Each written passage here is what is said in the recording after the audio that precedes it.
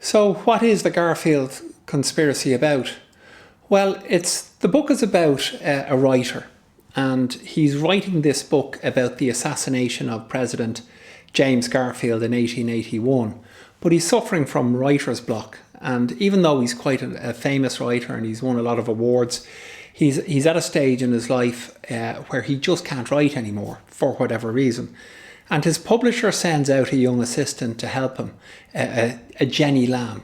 So she comes out to help him, and he ends up having an affair with her. And he leaves his wife and he moves out of his comfortable middle-class existence to move into a small little house with her. And he continues to try to write the book with her help. But as he's researching it, he begins to be visited by the people that he's researching. Firstly, he's visited by the assassin Charles Guiteau. And the assassin tells Richard, who's the writer, that even though he admits that he shot President Garfield, that there was somebody else behind him pulling his strings. And for whatever reason, he cannot tell Richard who this person is. Richard must find out himself. So he's visited by a number of people from that period after that, including President Garfield himself. And he's asking them questions to try and find out who was behind the assassination. And the characters that he's researching, or the characters that he's talking to, are asking him questions about why did he leave his wife, and taking him to task for his reprehensible behaviour. So the book journeys through these exchanges until we get to the end, when we obviously find out who was behind, and we get a final twist at the end. So the reason why I came to this particular story is that I've always had an interest in American history. I was kind of messing around with Wikipedia, and I came across a very unusual name, Roscoe Conkling. I was kind of thinking to myself, looking at this, who would be called Roscoe Conkling? And I knew it was somebody from a different time and place. But when I looked into it further, I found out that Conkling was the dominant Republican senator of what is called the Reconstruction period in American history. So that's the time between the Civil War and the end of the 19th century. And he was the dominant Republican senator at that time, and he was a political enemy of James Garfield, the assassinated president. So the more I looked into this, the more the story unravelled, and the more interested in the characters I became. So I set out to try and write an historical novel, but then I just found myself drifting a little bit away from that, and I opened up the story to include a writer who was writing in the present day about that period. And I thought it was a more interesting slant on it, and I was able to bring things in that I couldn't have brought in an historical novel, like the writer's midlife crisis and his kind of mental difficulties, which mirror the mental difficulties the assassin was having, the guy that shot Garfield was having. Yeah, I think my interest in US history, it's hard to explain why any of us have an interest in anything really. Just certain things just seem to grab our attention. And I've always found American history very interesting because there are so many interesting characters in it. And because America as a country has come on such a journey since its independence. And because America as a country today is such an enormous country, with such huge potential, but with such huge problems. So it's like knowing a very complex, intelligent, powerful individual and looking at their childhood to see what made them what they are. So that's kind of where my interest in American history comes from. I don't know, as I wrote this book, I don't know if I was hoping to discover anything that wasn't already known, anything that wasn't in the public domain already. But I found a lot of very interesting things from the primary sources that I was studying. I got into the New York Library of Congress on the net, which anybody can access it through the net. And I was able to access contemporary newspaper reports and court documents and medical documents and speeches in Congress and letters. And the primary material that was of the time. And the first thing about that is you get a real feeling for what it was like to live in that time. You almost you can smell the sawdust on the streets, and you can taste the food that they're eating, and the drinks that they're drinking, but also you get a very good insight into their how important religion was to them. We've no concept today, I don't think, about how literal how literally they took religion and the Bible. And God's word was God's word, and that kind of overrode the law in many cases, and certainly science. And also, it was the primary motivation for Charles Guiteau to shoot the president was he said that God had told him to do it, and that was perfectly plausible as far as he was concerned. I did find out one little interesting snippet, and I'm not sure if I have found this out or not, because it's different depending on which source you look at it. But Charles Guiteau, when he was a young adult, he was in a community called the Oneida community, which was kind of like a utopian community that was set up in upstate New York, where this guy, John Moyes, had set up an enclosed community where there was free love, and they were, a very strange religious sect. And a writer, a journalist called Norduff, wrote an article about it in the 1870s, I think it was. And he mentions how, and this was years before Garfield was assassinated, he mentions how a young man called Charles was put in the middle of a room and taken asunder by the other members of the sect. They had this thing where you had to stand in the middle of a room and listen to other people's criticism of you. It was called mutual criticism. And this was supposed to be healthy. But the young man who was in the middle of the room completely broke down because of the things that were being said about him. And that might have been Charles Guiteau. The dates are kind of right, but they're a little bit out, so it's hard to say definitively if I've discovered something that history has missed before by showing, how this poor man came to be mad enough to shoot a president. Well, I didn't have any particular ambitions when I was writing the book. I was just interested in the subject, and I just wanted to find out more about it. And that's the way it is when you're writing a book. If you're writing a book with the hope of being successful, it's going to be too difficult to stick at it, because it's impossible to predict what people will like and what people won't like. So you really just got to write what you want to write yourself and hope that people will like it afterwards. So I didn't have any particular ambitions or hopes when I went to write this book. I was just fascinated by the subject and was kind of drawn to it, and just wanted to keep digging away at it until I got to the bottom of it. Yes, I did a lot of historical research for this book, and even though the actual narrative of the book may not be true by any means, I did make that up as a novelist. The facts behind it, the historical facts behind my theory, do substantiate that theory. So I was very careful when I was writing the book to ask myself, look, would this stand up? If somebody investigated this story, would it stand up historically? And it would. So to kind of sum that up, what I would say is that the story is not true, but it is plausible. These characters are very much worth getting to know. These were very powerful and influential people of their era. America's democracy was really bedded down after the Civil War. Anything could have happened in the Civil War when you bear in mind what they were fighting for.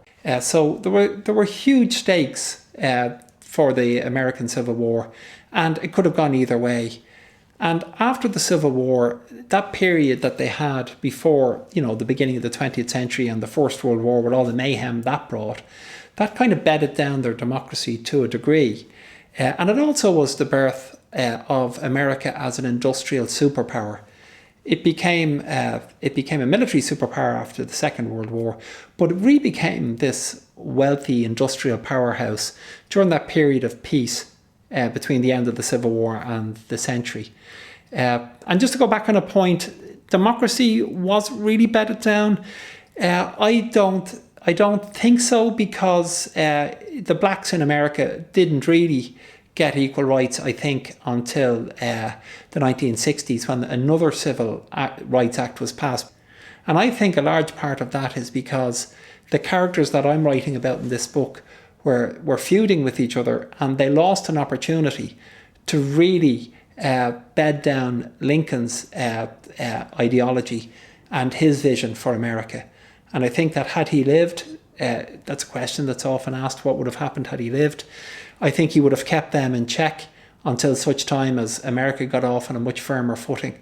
And I think it's a bit of a tragedy that not only that obviously Lincoln was assassinated was a tragedy, but I think it's a tragedy that Garfield was assassinated as well, because he would have been a very good president, in my opinion, and he might have brought the country together again. But instead of that happening, he was assassinated, and the powerful figures were all busy feuding with each other and backbiting and stabbing each other in the back, and they weren't taking care of business. So that's what I think is interesting about that period of time, and it's something that I did try to explore in the book. So, like, it's a very good question, isn't it? Like, how can you bring a midlife crisis together with an historical assassination? And the truth is that the common denominator is mental illness. The assassin Charles Guiteau is suffering from mental illness, and there's catastrophic consequences to the fact that he's not recognised or treated. He's just basically ignored by society, and his behaviour keeps becoming more and more eccentric, and his delusion gets more and more real to him until he reaches the point where the only thing he can do to justify his own existence is to do something as dramatic as to shoot the president. And in the present tense, looking from the perspective of Richard Todd, who's writing the book, he's suffering from a midlife crisis, and he is isolated, and nobody understands what he is going through, and he's suffering from a different type of mental illness and going on his own journey towards destruction as well. So I thought the connection between those two things was making a kind of a statement about the universality of mental illness, particularly where men are concerned, because we tend not to recognise these types of illnesses, and we tend not to want to talk about them. And that was certainly the case with Charles Guiteau, and it was certainly in the book, it's the case with Richard Todd, the main protagonist. Does this book fall between two stools, and will it end up not pleasing either people who are interested in history or people that are interested in novels? And again, it's something that you don't know, but I think that the book is accessible enough for, people who are interested in history will certainly enjoy it, but even people that are not interested in history, I think they should enjoy it too, because the book is not trying to be too intelligent. It's a nice story and it's told quite simply, so I think that even if you don't have any interest in history, you'd probably find it enjoyable. Well, there was a couple of things I was hoping to get across in the book. One of them was I wanted to tell the story of the assassination because I found that interesting, as I've said. The other was I wanted to shine a light on mental illness, as I said previously, especially for men, mental illness for men, and to explore that a little bit. And not just from the tragic aspect of it, because it can be tragic, but there's also an amusing aspect to it as well. And the interactions I think that Richard has with the characters he's researching are quite funny.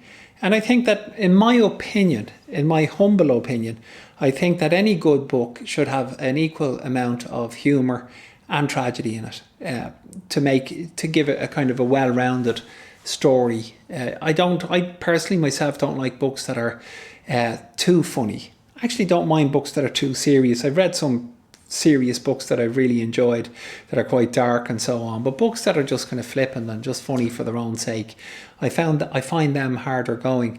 But I think that as a writer, what I try to do is to get a balance so that you provoke different emotions, you hope, in your reader. Well, I think midlife crisis is quite a serious thing. It did happen to me, and I don't mind being honest about that. And I think people should talk about these things more. And I didn't realise I was having a midlife crisis until I came out of it. But it was a very frightening experience, and it went on for a long time, and it was a very draining experience. And I think it affects different people in different ways. But for me, I have to say that It was something I'm really glad to leave behind me. And I would urge anybody who kind of gets to a point in their life where they feel that type of despair and pointlessness and all the things that I felt, that they don't be like me and keep it to yourself and write a book about it. Talk to somebody, and you probably find that you'll get on top of it. It was only when I spoke to a good friend of mine and talked it through to an older man who kind of knew what he was talking about and had been through a similar experience himself, a good friend of mine, and talked it through, that things began to rationalise and kind of slowly fall back into place in my head. It's a very disturbing, very confusing experience. So that is a good point about, is love worth everything? Like, is, a lot of the love stories we see on the television or we read in books or we see movies about love conquers all. But a good question that the book raises is, what is love? And was there actually love between Richard and Jenny, and between Richard and his wife Valerie? Well, the truth is there's many different types of love, and sometimes we can confuse obsession with love. And I think one of the things the book looks at is how we can be overcome by a sudden wave of obsession, and how you can jettison a whole lifetime of experience in the flick of a switch, because you suddenly get fixated, in Richard's case, on a young woman, and how powerful that draw is, how powerful that drag is once you get infected by it. So the nature of obsession is a very important part of this book, and the consequences of obsession as well. Richard knows he's obsessing, he knows he's being irrational, but he's quite helpless to do anything about it. Jenny, for her part, she has a different type of a feeling towards Richard, a different type of love, if you like. She is initially in awe of him. But as they find out about each other, as the relationship develops, well, that initial burst of emotion that they felt towards each other, that's really tested. And it's the testing of that makes their particular relationship interesting, in my view, in the book. There is not really, I wouldn't necessarily describe this as a love story, a romantic love story. Certainly, I think love is a very important thing in all of our lives, and it's such a complex and myriad thing, and there's so many different types of love, and I think it's very interesting to look into, because it plays such a huge role, as I said, in all of our lives. But it's hard to be, I think, to write about anything of substance if love isn't in there somewhere, whether that's the love between a father and a son, or a brother and a sister, or two lovers or old friends. I think the connection between people is a really important thing to write about, and the disconnection between people, how they disconnect as well, because it affects all of us so deeply. So it's a very good question. I hadn't thought of that perspective before, but I think it's fair to say that any good book should have love in it. I don't think that either Garfield's story or the Richard story, I don't think either one is more important than the other. And I think that each story needs the other story to prop it up. So they're symbiotic. They both stories rely on each other, and they come together, and then they separate and they come together again at the end. So the two stories, the two plots are very much intertwined. You never know who's going to enjoy a book. My last book, which was called Number Games, which was really a book about gender, I think people thought it was a science fiction book because it was based in the future. And I feel that poor book was hard done by in that regard, because people didn't, like Richard-writer, I suppose, whose wife didn't understand, and people didn't really understand number games. Who will the Garfield Conspiracy appeal to? Well, if you like a murder mystery, it will appeal to you. If you like a love story, it will appeal to you. And if you like a book with a decent story, with a kind of a welcoming story, that it's not too obscure, it's not too difficult to understand what's going on in the book, well then I think and this is obviously my view, I think it's a very readable book from that point of view. But if people want to pick up the book, they will know after they read the first couple of paragraphs whether it's something that they're interested in. So, like any book that you pick up to read. There are a few Garfield societies over in Ohio where President Garfield was from, and I was thinking about sending them over a copy of the book to get their opinion on it. I don't have any connections in America. I have 2 ex-girlfriends who live in America. That's my connection with America. One of them lives in New Jersey and the other one lives in San Francisco, as far as I remember. But they're really the only 2 people that I think I know in America, even though I worked there for summer. I worked in New York for summer. But I like America. I really enjoy going to America. I love the diversity of America and the size of it.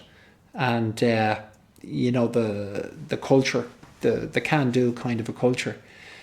So I feel like, I suppose a lot of us that have been so exposed to American media and American literature, I feel connected that way as well. But I certainly like America, but I can't pretend to have great connections over there. Well, again, it's difficult. Everybody's going to like different things about a book, but I think what people will enjoy about this book is the surreal nature of the exchanges between the characters from the 19th century and Richard. Because you've got, 2 completely different sets of values, a conflict with each other. And all of the characters from the 19th century that we meet are all very different personalities. And Richard has to cope with one of them one at a time. And not only has he to explain himself to them, and not only has he got to rationalise his own behaviour to them, but there's a lot of, interaction about what's going on in the modern world. For example, James Blaine, who's one of the characters that appears to Richard, picks up a coffee table history book and he's asking him about Stalin and Hitler and can't believe what happened in the 2 world wars and all this kind of stuff. So it's interesting from that point of view because the reader is seeing the 20th century and the 21st century through the eyes of somebody who's never seen it before. So I thought that was something that was quite intriguing. The thing about this book that I'm proudest of, I think, is Jenny's character. Because it was difficult for me to get into the head of a young woman. And I wanted to try and write about a young woman in a non-kind of categorising way, where I wasn't treating her as a love object or I wasn't treating her as the love interest. I wanted to explore Jenny as a real person and to get into her mind and to see things from her perspective. So I think I was happy with the way Jenny turned out, I have to say. She's by no means a saint, but she is a sympathetic character. She's somebody she's hit with an awful lot. Like she gets involved with Richard, having no idea what that will involve, and has to cope with a crisis that she just wasn't expecting. And I think her character was well developed, in my opinion. As the book went on, I really got to like Jenny, and I really got to respect her for the way she coped with things. So I was proud of the way Jenny turned out. I was proud of Jenny. You write a book on your own. It's as simple as that. And the only time I got help was when I was doing the final edit on it with my publisher, Sean O'Keefe. And Sean was really helpful to me, as he always is. We went through the book line by line together. He made his corrections. I went back to him on his corrections. We agreed on a lot of things. We agreed to differ on other things. Sean will always let me take the last word on any of his recommendations. But some of his recommendations are really good. And I think a good editor is important because you could be looking at a book for so long, you don't see things that are wrong with the book because you're just overly familiar with it. But Sean was great because he was able to point out simple things like wrong punctuation or structural things that needed to be looked at, and that was a great help, I have to say. Only my publisher at this point, and I've also done another interview with a very good podcast, Versus History podcast with Patrick O'Shaughnessy, the history chappie, and that was a really good interview. I really enjoyed that. Because the guy is so enthusiastic about his history, and he was really interested in this particular period of American history. So we had a great chat. So I enjoyed that. And I've done an interview. I did another interview with Talk Radio Europe as well, which I had a chat with Hannah Murray, and she was, it was a much shorter interview. It was only about 10 minutes, really professional and to the point. But I enjoyed that as well, I have to say. Do I think it's a good story for a movie? Probably would be a good story for a movie because there's a lot of interesting characters. And as for the actors, it depends on what budget you're going to give me. But if you're going to give me a really big budget, then you would get George Clooney to play President Garfield. And you would probably get Tom Hanks to play Roscoe Conkling. And I would say that Colin Meaney would be a very good Richard Todd. I would think. But as for Jenny, who would play Jenny? I don't know. It'd have to be somebody that's in their early 20s. And I have to say, I'm not that familiar with that generation of actresses. I stopped at Sophia Loren in the 1950s. A young Sophia Loren would be perfect if she was Irish and looked completely different. Was I thinking of any particular music while I was writing the book? Funnily enough, it's a very good question because music is something that, is it can trigger your creative impulses. For me, it can anyway. And one of the artists that I was thinking about was Leonard Cohen. Famous Blue Raincoat was one song that was going through my head. The Story of Isaac.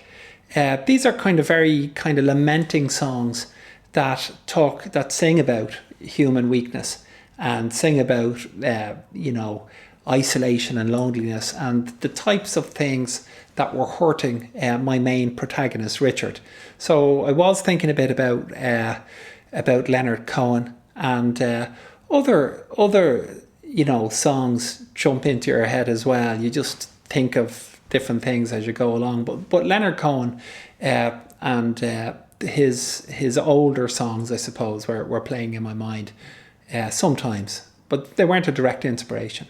Yeah, so when I was researching the book, obviously you come across a lot of very interesting characters who were historical figures who people have heard of before, like the President or like Chester Arthur or James Blaine or Roscoe Conkling. But I came across a lot of interesting peripheral figures as well, like Detective McElfresh, who was the arresting officer who arrested Charles Guiteau and took him to the jail on the day of the assassination. And I found him a very interesting character because he was such a hard a bastard kind of a fella that, and the way that he dealt with Charles Guiteau. Another very interesting character was Kate Sprague. Now, Kate Sprague Chase was her name, Kate Sprague Chase. She married a guy called Sprague, but she was a daughter of Salmon Chase, which studiers of history will know was the Secretary for Finance in Lincoln's cabinet during the Civil War. And she was a very interesting figure. She was raised without a mother, and she was a society hostess in Washington. Because her father was a widower, she used to host a lot of the parties. And she had an affair with Roscoe Conkling, and she was a very colourful character and a very attractive, charismatic character as well. And we come across her in the Garfield Conspiracy towards the end of her life, when she's a little bit frayed, a little bit blousy, a little bit worse for wear and tear. And she has a very good conversation with Richard and Stevens Green. And I think that gives us a good insight to the way women were treated in this period in American history. So the peripheral characters, they come into their own. They're every bit as interesting as the main characters. And they I found very interesting. Is Richard based on a real life person? Parts of Richard are based on me, and I'd be telling a lie if I didn't say that. The part that's based is his foolishness, and his midlife crisis is very similar to what I experienced, and his behaviour is not dissimilar to, I suppose, what any middle-aged man would do, kind of a fuddy-duddy, shuffling around the house, trying to integrate with your family and understand what's going on with the people around you. So all of that stuff is based on me. The rest of it kind of is based on, a mixture of people that I've known over the years that are maybe, very creative people that might be a little bit self-indulgent or a little bit lost in their own importance. But again, I would have started off with a base of myself. I would have imagined that I was far more successful, more attractive, had longer hair, and would be somebody who might be interesting to a woman in her early 20s. So we like to fantasize as writers. Well, there's big differences between me and Richard. The primary one is he is really successful and I'm not. Okay, so other things are that I think Richard is probably a less pragmatic person than I am. I've run a business since 1993, and I like to think anyway that I live in the real world. And dealing with staff and customers over the years, Richard Todd wouldn't stand a chance in this environment because staff and customers and people that you're doing business with, they really don't take much nonsense from you. You would die of hunger very quickly if you didn't learn to be pragmatic. And poor old Richard is not pragmatic, whatever else he is. So there's fundamental difference between me and Richard Todd, I have to say. And there's fundamental differences between Richard's marriage and my marriage, I would like to add as well, because his wife is a very successful professional, and so is my wife. But I think that the distance between Richard and his wife Valerie is far greater than the distance between myself and my wife. I think we communicate an awful lot more than Richard and his wife do. I was loosely basing his marriage on my marriage, but I was exaggerating and blowing it out of all proportion, that if things went wrong and and that's what you do when you're a writer, you look at the what ifs. But there are similarities there, but also those differences that I've mentioned as well. That's another thing myself and Richard have in common. We both like to cycle, and I do cycle maybe 3 or 4 times a week. And Richard wasn't a cyclist at first, but I felt that he needed to become a cyclist to lose a bit of weight and to make himself healthier. So I got him a bike and got him onto the bike, and I got him cycling. So and it did help him. He lost a bit of weight and it improved his joints. So the question of the ghosts that visit Richard is something that the reader has to decide for themselves. Are they actual ghosts? Are they a figment of his imagination? Is he having a complete mental breakdown? Did they even exist at all, or is he just writing about them? And that's something that the reader is going to have to figure out for themselves. I thought he was likeable. I liked him. I thought that he's a bit pathetic, isn't he? Like he's a bit sad, but he's more of a victim. He looks like he has everything. He looks like he has everything any of us would ever want. Privileged background, plenty of money, but he's sad. And I think that makes him sympathetic. And he's vulnerable, and he's a little bit lost, and he's not well. He's not well, which makes him vulnerable as well. I liked him. I felt a bit sorry for him. Yes, he should have behaved in a different way, and he made a fool of himself. But look, which of us doesn't do that from time to time? The hardest part of the book to write, you start books again and again, and I originally started, I think, with chapter 5. Chapter 5, which is that used to be chapter 1, if you like, when Richard is alone in the kitchen of the new house that he's moved into with Jenny. But then I felt that we need a little bit of backstory as to how he got there. So it was difficult to try and build the building blocks, because when I was back writing, if you like, I had to keep one eye on the rest of the book going forward to make sure that it aligned with it. So that took a lot of concentration, but it was enjoyable. When you write a book, you're kind of doing it in isolation. So there was I don't have, you write the book, you don't remember when you wrote this or when you wrote that. You just get involved in the book, you get absorbed in the book, and you just keep going with it.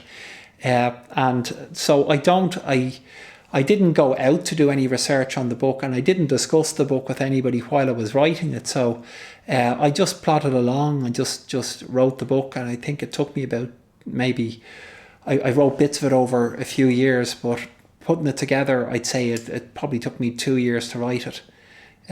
But it would have been spread over a longer period of time because I was writing other things at the same time, and I left it and came back to it and so on. I was writing other things as well. Like, I mean, I started to write the book, and I started to write one book, and the book I started to write was much more about the love story. So I started out to write a love story, and I just felt that ground to a stop. I lost interest in that subject fairly quickly. So I wrote it, took it as far as I could take it, and kind of lost interest in it. Then I started to write, about the midlife crisis. So the love story kind of evolved into the midlife crisis. And then it evolved into the, that's kind of at the point when I was reading this stuff about Roscoe Conkling, and it occurred to me to think, well, look, what if my character was actually writing a book about this? And what if these characters were involved in his life as he is involved in their life? So I'm kind of stepping out of the frame a little bit to give a different perspective. And I thought that might work. And then I got my inspiration, I got my mojo back, and I got going on the book again. Well, I'm from Dublin. That's the place that I know best, and I feel very much like a Dublin person. That's my home, always has been, probably always will be. The reason why there's a lot of restaurants mentioned in the book is probably because I was hungry when I was writing and thinking of the restaurants at the time. But on a serious note, you have to have a scene. You have to have somewhere where your characters are when you're writing a book. And these particular characters, I put them into restaurants because that's typically a place where people will be having conversations with each other outside of the family home. And there's a scene later on in the book where Richard meets his friend Dennis Price in the Imperial restaurant on Wicklow Street. And that's a restaurant that I do really like. I think it's called a different name these days, but we used to go there as kids, and it was always a big treat to go there. And even as an adult, I used to go there with my friends, and we'd always seem to have a good time there. So you talk about places you're familiar with because it's easier to get into the atmosphere of the place and to get a little bit of context. And after eating in the Imperial restaurant, Richard goes to Stephen's Green, where he meets another one of the ghosts. And the Imperial was kind of access when I was thinking I want them in the city centre, I want them in Stephen's Green. The Imperial was kind of a handy restaurant from that point of view. I have to say that I do, yeah, I tend to analyse people. Not trying to even, I just tend to do that. I tend to look at people, and I'm always interested in why people do things. I'm always thinking, like, why do they behave like that,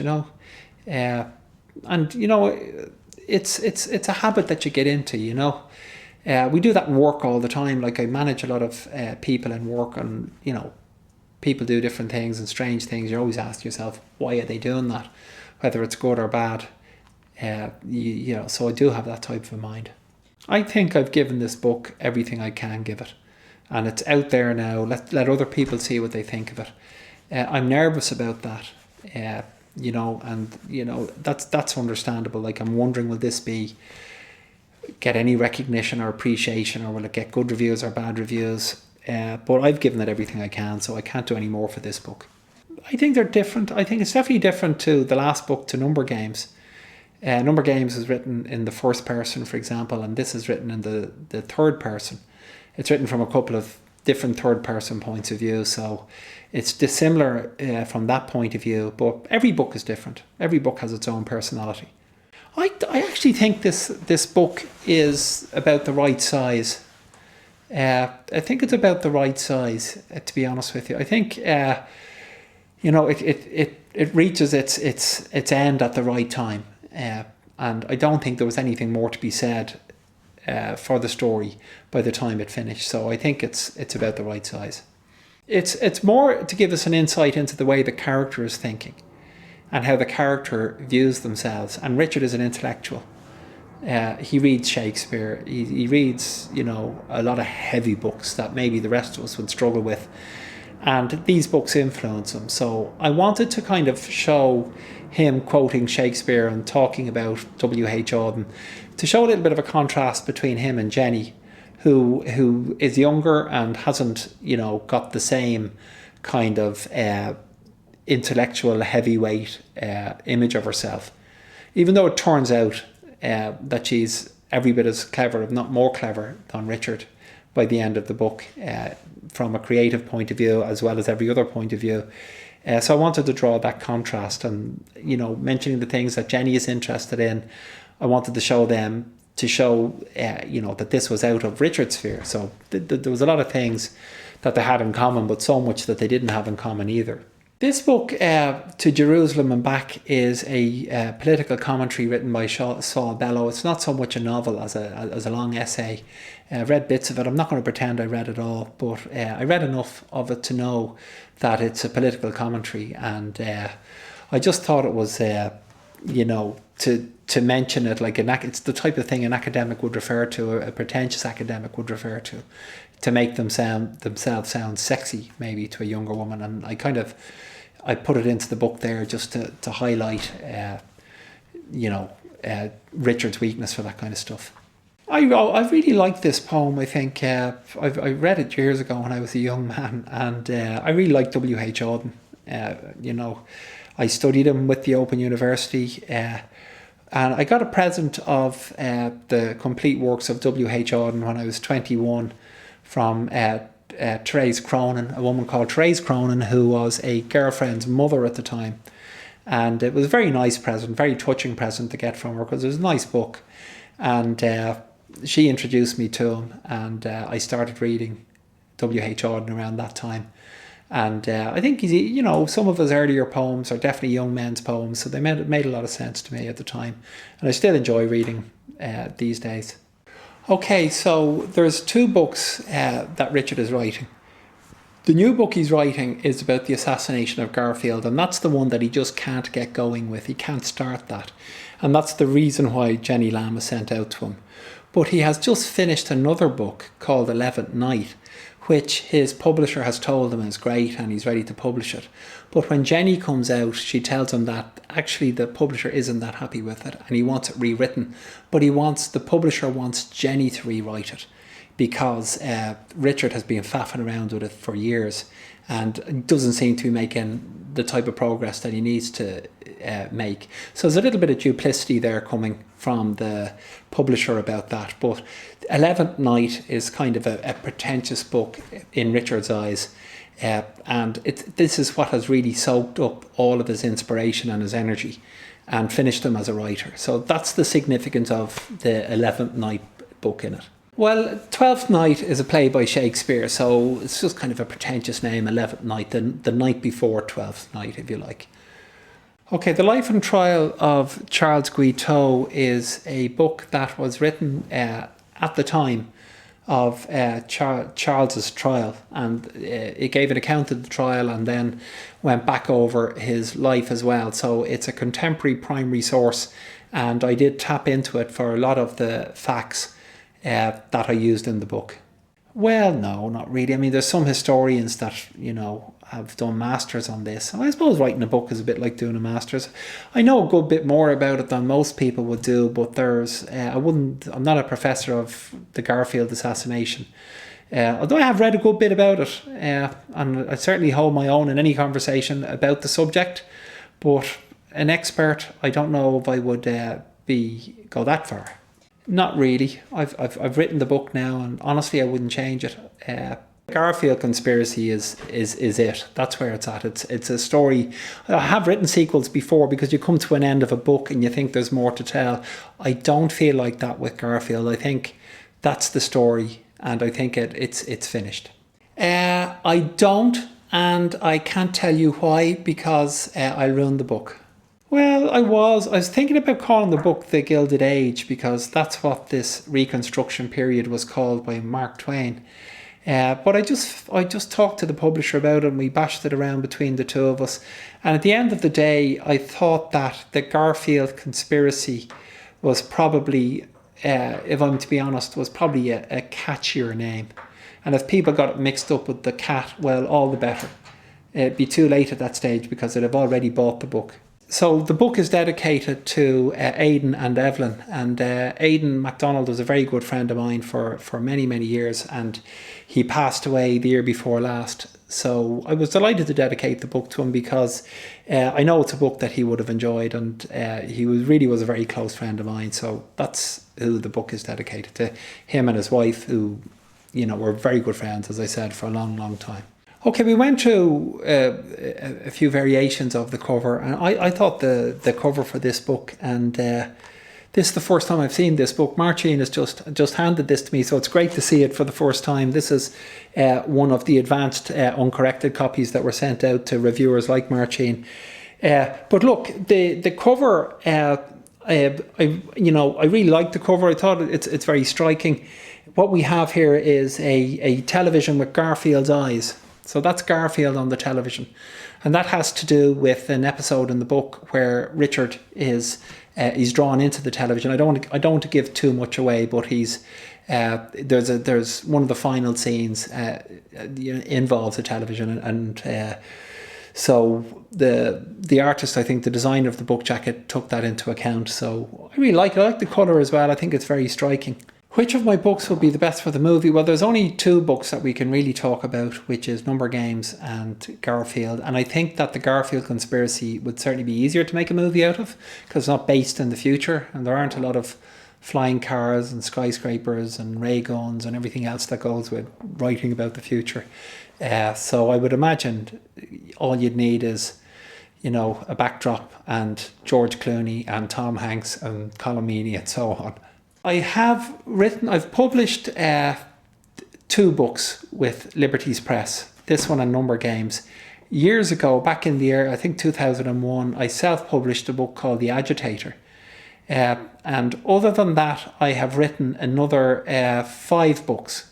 So I've 8 books written altogether, and I've about 20 short stories and what we call a novelette, or a short novel as well. So that's kind of everything. I've written a lot of crap as well, that half-started books and half aborted short stories and things that didn't work out. And that's what your life is like as a writer. Some things work, some things don't. But of the things that I would show somebody else, I have 8 books. I've got 7.5 books, because the 8th book is not finished yet. I've got 20 short stories, and I've got my novelette. I've been looking at a couple of different things, but I'm not sure if I feel enough commitment to write about them yet. I've just been thinking about different periods of time that interest me. Like, I think the 1920s in America, from the silent movie point of view, is interesting. Now, it has been written about, of course, a long time as well. And I also like the Victorian period in Britain. Are there any other historical periods that interest me? Well, I am always interested in history, and I might very well write a book about another American president. I'm kind of half thinking of that at the moment. Or, maybe I could go do something on British history or Irish history. I've no concrete plans at the moment to do any of that right now, but I would like to write another historical novel. I found it really interesting. Now, I'm just finishing a book called Clever Boy, which I've been working on, I'd say for about the last year or so, and I'm just finishing my second draft, and I'm going to start at the start and go through it all again and tidy it up another little bit. So that's a book that I've just finished, and I've started another book which is a sequel to that as well, and I think I've got maybe a quarter of that book written. I think we're all a bit crazy. And God knows what we're capable of. Richard Todd certainly didn't think he was capable of making such a fool of himself over a young woman like that. He certainly wouldn't have thought in a million years that he would, change his whole life around for somebody that he had just met. And Guiteau certainly wouldn't have thought that he would have ended up murdering the president. But we get to our low points by degrees. It doesn't happen overnight. And as life throws challenges at you, if they're not dealt with properly, and if you don't get the proper help, then you can, by degrees, become worse and worse. And that's what I meant by saying we have a Guiteau inside us. Any of us are capable of doing anything if the circumstances are right.